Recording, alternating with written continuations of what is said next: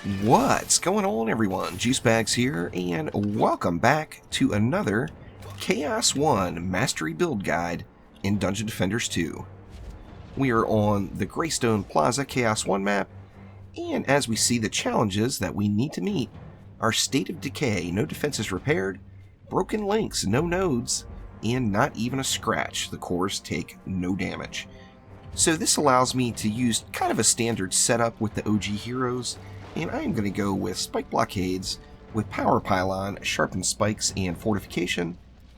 I'm going to use some Flame Auras with Deadly Strikes, Power Transfer, and Defense Critical Strike. Some Sky Guards with Defense Critical Strike, Power Transfer, and Deadly Strikes. And that probably should get the job done here. Now, we have no time limitations, we have no build limitations, so you can use any of the towers that you really want to use once you get the right setup sharded with what you want.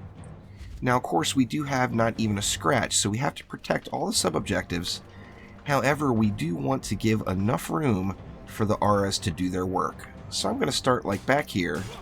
Remember, we do have javelin throwers, so you want no walls that are going to be lined up directly towards any of the objectives, as the javelins that pierce will go through and hit any of the objectives that are lined up that direction. So I'm going to go ahead and go with 4 Flame Auras right here, and then over on this lane I believe I'll go with a Sky Guard right about there, and then I do want to put my wall slightly forward to give that Sky Guard plenty of room where I don't have to worry about any of those melee cleaves taking any shots on my Sky Guard towers. Of course, I can't upgrade, but I will be interested, or I can't repair, pardon me, but I will be interested in upgrading the Sky Guard.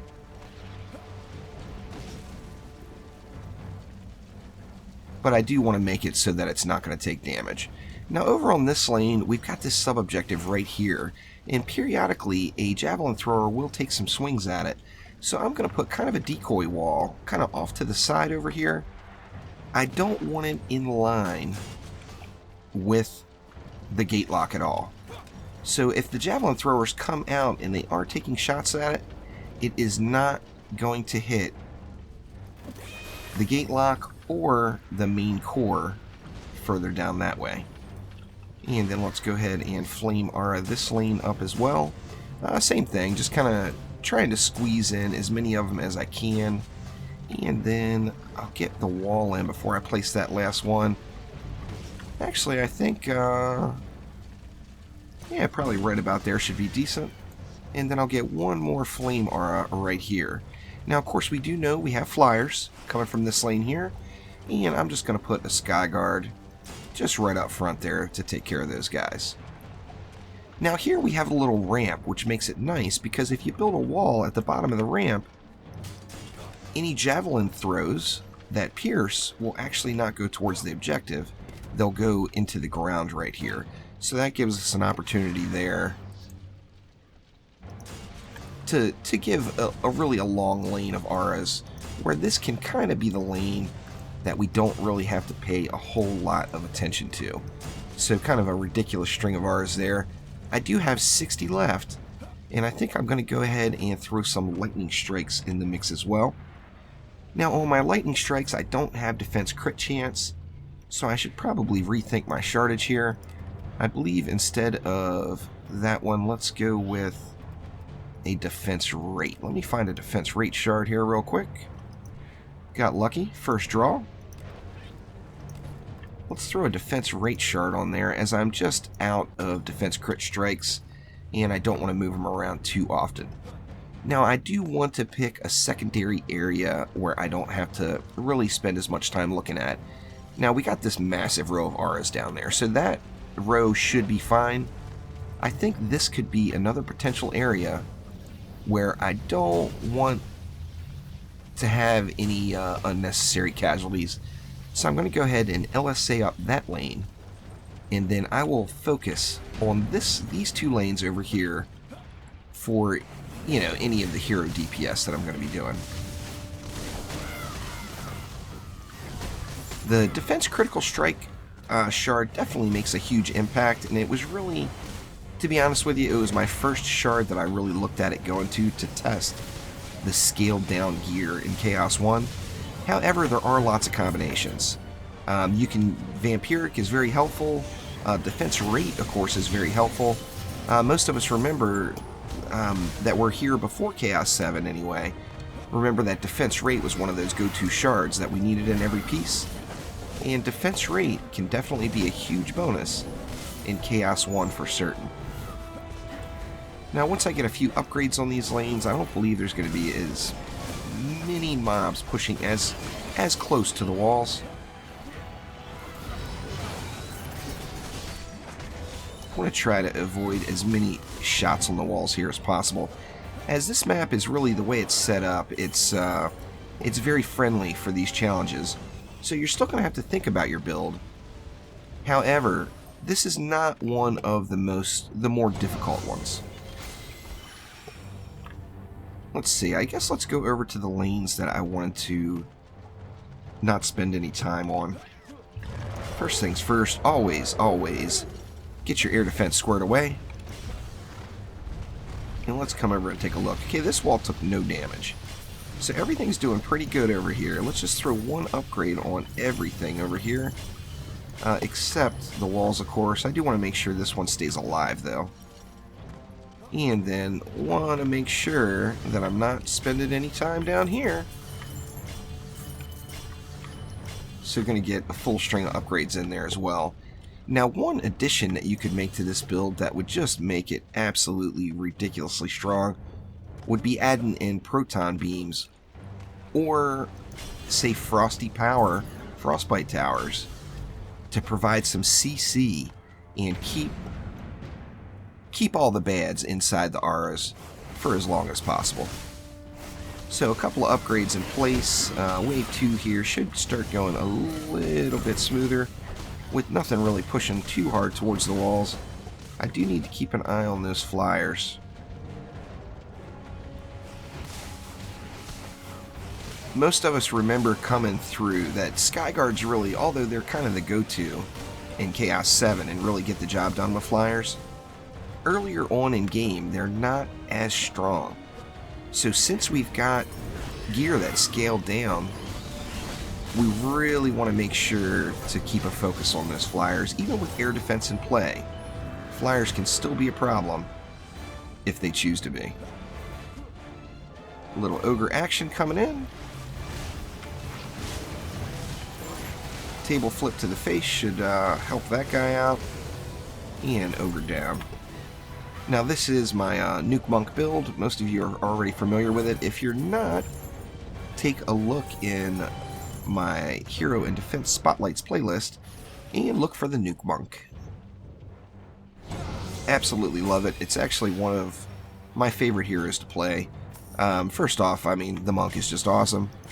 Everybody, we remember him, we love him from back in the DD1 days, and now he's got double jumps, so, I mean, the Monk is the real deal, no doubt. Throw just a couple of upgrades around. I think I'm going to get another up on that Skyguard. You know what, I kind of feel like I should put another upgrade on this one over here as well. Just make sure that any flyer issues are kept to a minimum. Now, of course, this is my weakest lane right now, with the fewest, actually with no upgrades at all on it. So that's why I'm DPSing over here. Now let's take a look and see if it looks like the Tier 3 Skyguards are doing a little better on those flyers. The Ladybugs I'm still going to have to keep an eye on, as those little things just pack quite a punch, no doubt about it. Yeah, looks like we got a Kobold about to dive bomb. Yeah, see, that Kobold did not get destroyed in time. So I believe that, actually both of these Skyguards could probably use one more upgrade before it's all said and done here. And we got a Siege Roller this time. Actually, it looks like we have two on the mini-maps, so definitely going to want to focus on them. Now, we have that big, huge, long lane. So I'm going to kill that Siege Roller last. And I see I'm at 108 mana, so you're going to snag a little bit more on the way over and hope Yeah, get one more upgrade there. Now, as I mentioned, this siege roller's got the longest route, so let's just go ahead and take him out first. And then we'll move over and work on this one. Or pardon me, that siege roller up top has the shortest route. It's actually a long route all the way around to the objective, but it's a very short route to the wall itself. So I always try to take the sieges out up here first thing. You know what, let's just go ahead and go tier 5 on that one. Let's just go tier 5 on both of them, just because we can. And then finally get a couple of upgrades going along this lane as well. This will ease the pressure for me a little bit more on the weakest lane over here. That way, when I need to run off to a different lane to give a boss a little bit of attention, I won't have to feel too bad about leaving this one behind. Let's take a look. We've got ladybugs coming in now. Let's see how the Skyguards are doing at tier 5.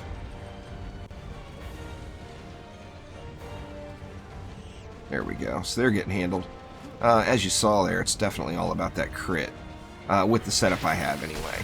Now, I could have went maybe, you know, I don't want to use the mass destruction shard for any of these tutorials, as at this state in the game, you won't have unlocked the mass destruction shard yet.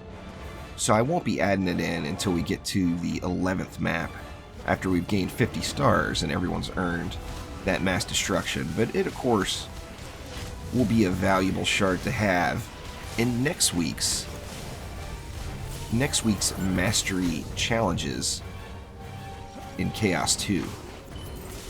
Not sure what I'm going to put it on yet. Going to have to do some testing. In fact, I want to get a mass destruction video out here pretty soon.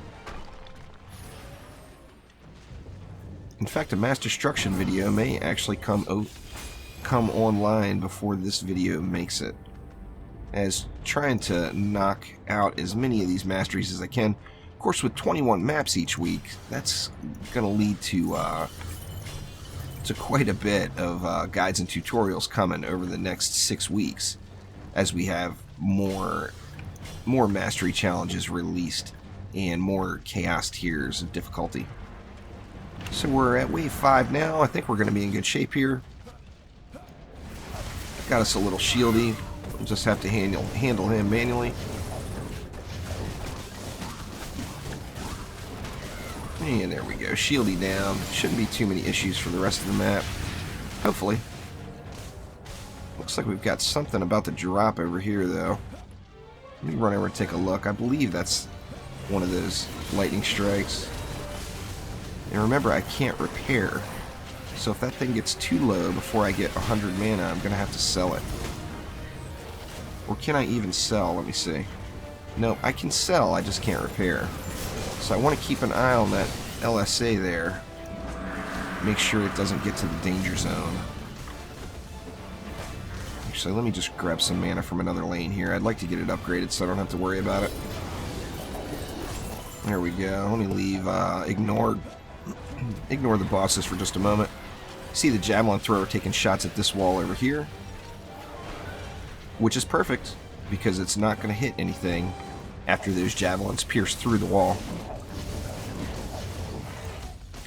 Alright, Grib's down. We got a Slakelion over here. Let's go Slakelion first, and it looks like that roller is coming up to the wall over on this side. I've got plenty of ability mana ready to go. And this guy should not be an issue at all. There we go. And there is a look at the build that, kind of my go-to build. Lots of different ways you can play around with this one, though. For the Chaos 1 Mastery Challenge on Greystone Plaza. So, thank you very much for watching. Click that like button and please subscribe. This will be your source for build guides for every single Mastery map over the next couple of months as they all unlock. So thank you once again, and I will see you next time. Take it easy.